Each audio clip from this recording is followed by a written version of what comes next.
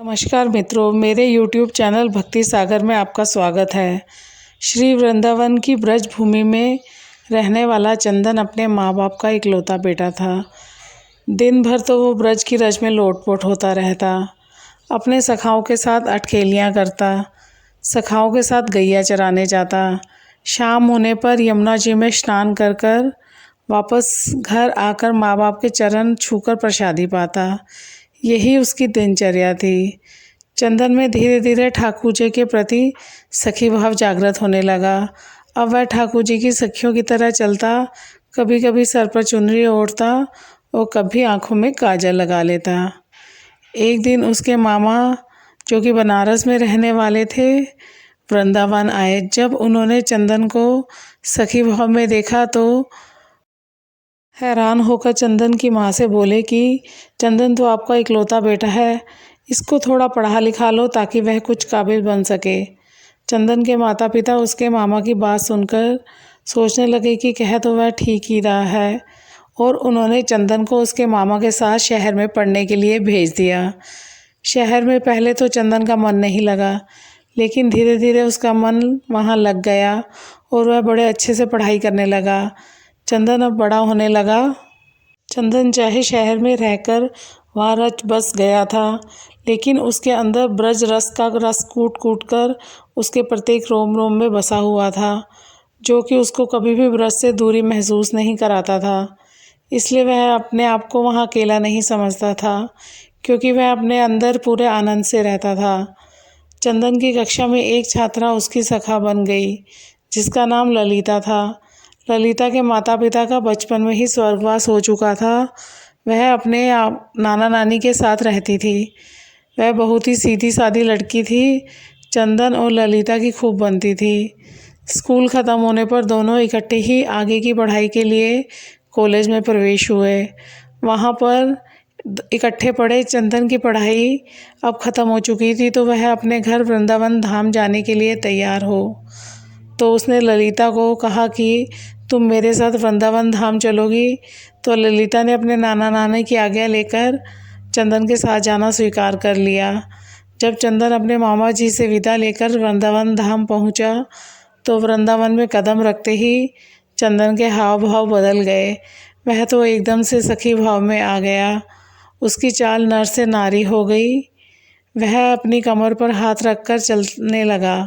अचानक से उसकी चाल में आए परिवर्तन को देखकर ललिता हैरान हो गई और उसको देखती रही, लेकिन वह कुछ बोली नहीं।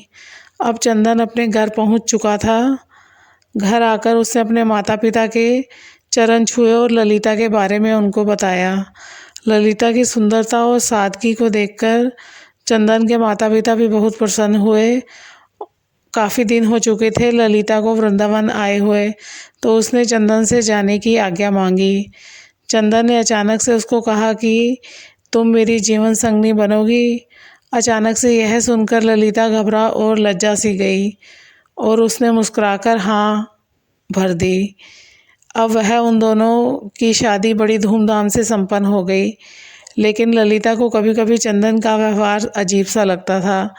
चंदन कभी कभी अपनी आंखों में काजल लगाकर, सर पर चुनरी ओढ़कर, कमर पर हाथ रखकर जाने कौन सा नृत्य करता रहता और किसको रिझाता रहता।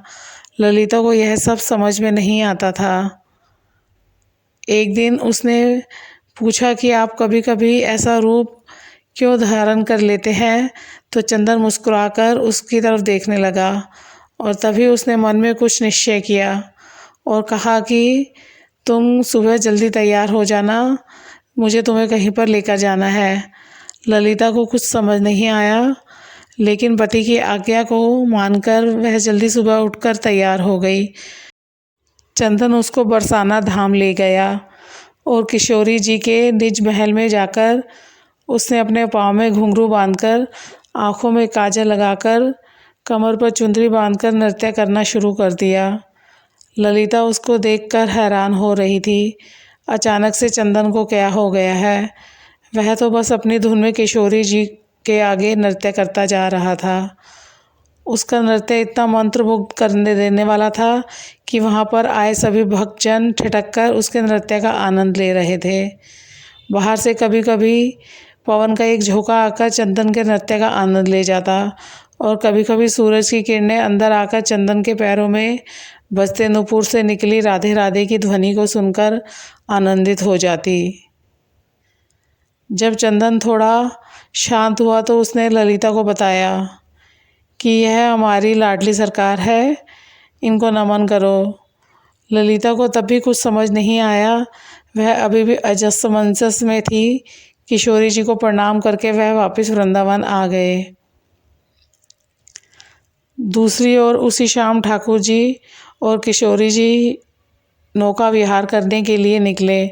नौका बहुत ही सुंदर तरीके से सजी हुई थी। नौका में चारों तरफ कमल और मोंगरे के फूल लगे हुए थे। नौका में ठाकुर जी और किशोरी जी आमने सामने बैठकर एक दूसरे के रूप रस का पान कर रहे थे और उनके पीछे बैठी एक सखी हाथ में पतवार को लिए नौका में चला रही थी।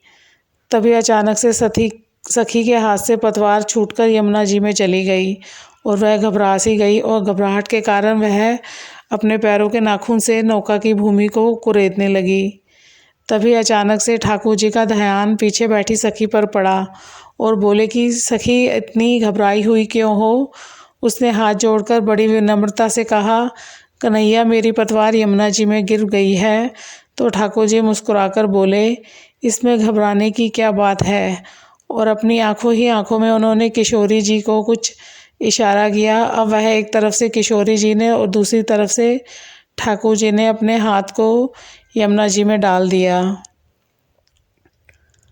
और वह दोनों अपने दोनों हाथों से पतवार की तरह चलाने लगे नाव को।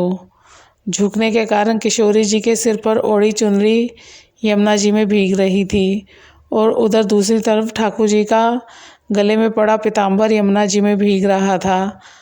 हाथों पर पीताम्बर और चुनरी पर लगा इत्र यमुना जी में घुल मिल गया था। ठाकुर जी और किशोरी जी ने अपने हाथों से उस नाव को किनारे पर लगाया। अगले दिन ललिता की सास और ससुर चंदन के मामा के यहाँ कुछ काम से चले गए। अब घर में ललिता और चंदन अकेले थे। चंदन सुबह सुबह ही अपने काम पर चला गया और ललिता हाथ में मटकी को लेकर यमुना जी से जल भरकर ले आई।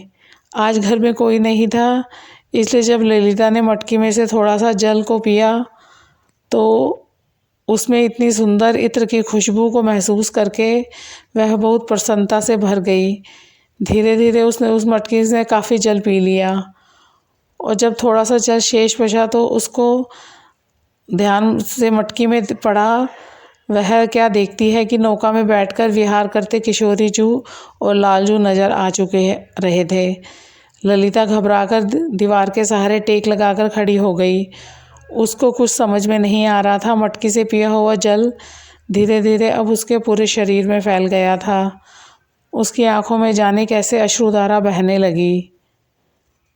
इतने में चंदन बाहर से आया और अपनी पत्नी की ऐसी दशा देखकर उसने पूछा, प्रिया क्या हुआ। ललिता के मुख से कुछ भी नहीं निकल रहा था, परंतु उसके होठ कुछ कहने के लिए फड़फड़ा रहे थे। सांस जोर जोर से चल रही थी, आंखों की पलकें भी हिल नहीं रही थी। चंदन ने जब उसको झिझोड़कर बार बार पूछा तो उसने मटकी की तरफ इशारा किया। चंदन ने जब मटकी की तरफ देखा तो उसको भी मटकी में ठाकुर जी और किशोरी जी को नौका विहार की छवि दिखाई दी और वह झूम झूम कर नाचने लगा और ललिता को पकड़कर उसने खींचकर जोर से अपने अंक में भींच लिया और कहने लगा, ओ प्रिया, आज तुझे ब्रज ने स्वीकार कर लिया है। आज तुझे मेरे श्यामा श्याम जू ने स्वीकार कर लिया है। ललिता कुछ समझ नहीं पा रही थी और चंदन की तरफ देखी जा रही थी। तो चंदन ने उसको समझाते हुए कहा कि तुम्हारे कोई पुण्य कर्म थे जो तुम्हें ब्रज में कदम रखने का सौभाग्य प्राप्त हुआ, लेकिन ब्रज में कदम रखकर तुम्हें सुख प्राप्त हो रहा था, लेकिन उस सुख को आनंद में बदलने के लिए तुझे किशोरी जी की आज्ञा को प्राप्ति जरूरी थी। इसलिए मैं तुझे बरसाना धाम ले गया था ताकि तुझे भी वहाँ पर किशोरी जी का आशीर्वाद प्राप्त हो। वह उन्हीं की कृपा प्राप्ति है जो आज तुम्हें ठाकुर जी और किशोरी जी के नौका विहार का दर्शन इस मटकी में प्राप्त हुआ है। क्योंकि आज तुझे ठाकुर जी और किशोरी जी ने अपना लिया है। जो यमुना जी का जल धीरे धीरे उसके शरीर में प्रवेश हुआ था, वह ठाकुर और किशोरी जी की कृपा से छलनी से उसके सारे पाप नीचे बैठ गए थे और अब उसके पुण्य कर्म ऊपर थे। इस ललिता को इस आनंद की प्राप्ति हो चुकी थी। ब्रज में तो हर कोई आता जाता रहता है और उसको सुख की प्राप्ति होती रहती है, लेकिन जिस पर ठाकुर जी व किशोरी जी की कृपा हो उसको सुख को साथ साथ ठाकुर जी के आनंद की भी प्राप्ति होती है। इसलिए हमें ठाकुर जी के मीठे आनंद को अपने रोम रोम में प्रवेश कराकर उस आनंद से प्राप्त प्रेम की मृग तृष्णा को इतना बढ़ाए कि वह प्रेम आँखों से निकलने वाले नमकीन अश्रुओं के द्वारा बहकर ठाकुर जी और किशोरी जी की मीठी कृपा से सरोवर हो सके। और अगर आपको ये कहानी अच्छी लगी हो तो मेरे चैनल को सब्सक्राइब करना न भूलें और लाइक करना न भूलें। धन्यवाद दोस्तों।